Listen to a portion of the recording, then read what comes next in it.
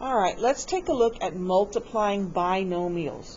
So a binomial is an algebraic expression that has two terms.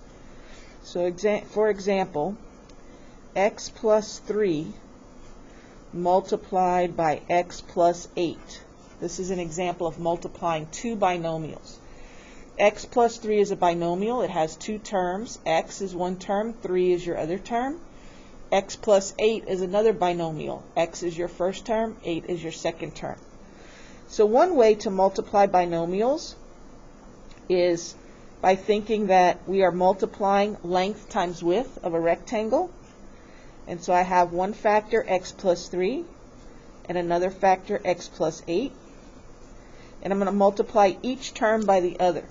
So I'm going to multiply x times x, which gives me x squared. I'm going to multiply x times 8, which gives me 8x. Then I'm going to multiply 3 times x, which gives me 3x. Then I'm going to multiply 3 times 8, which gives me 24. And so everything in this box is my product, my answer to multiplication. So I have an x squared, and then notice I have a 3x and an 8x. So the 3x and the 8x are called like terms because they have the same variable raised to the same power. And then I have a plus 24. So my 3x and my 8x, because they are like terms, they're going to get combined. We're going to put them together because they're alike, and that's going to make 11x plus 24. So the box method is very nice because it gives you all your parts organized together.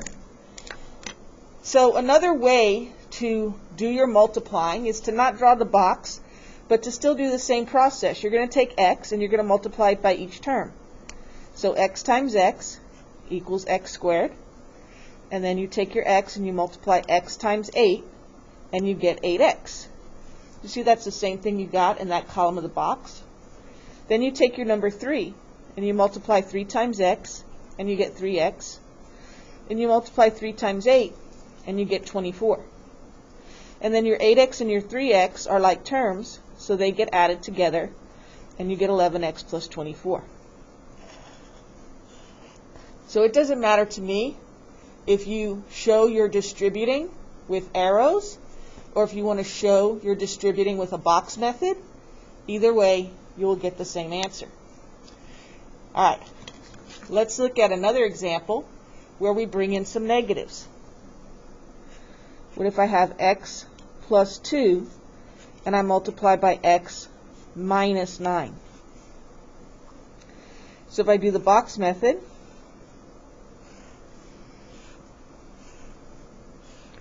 I have x plus 2 and x minus 9. And I always like to take that minus. That minus belongs to the 9.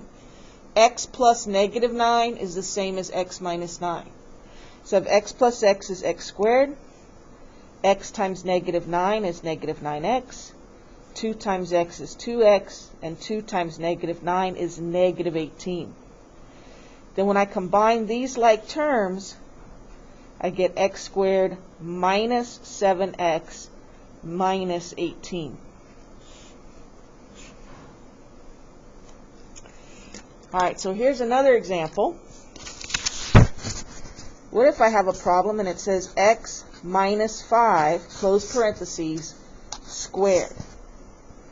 So that means to take everything in the parentheses and multiply it by itself.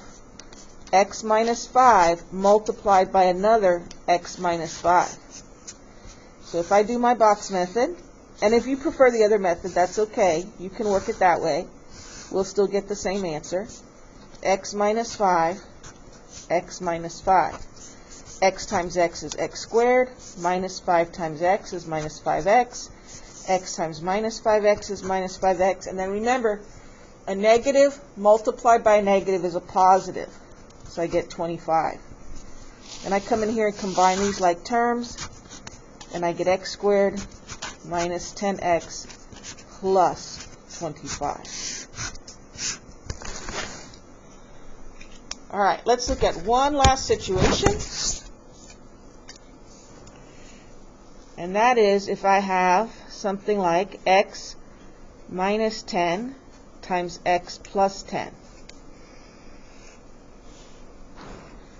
So in this case, I have x minus 10, x plus 10.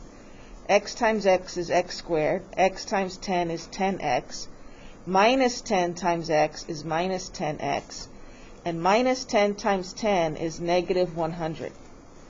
Well, look at what happens when I go to combine these like terms. If I have a positive 10x put together with a negative 10x, this makes 0. This is a 0 pair. So my answer is then x squared minus 100. And there is a review on multiplying binomials.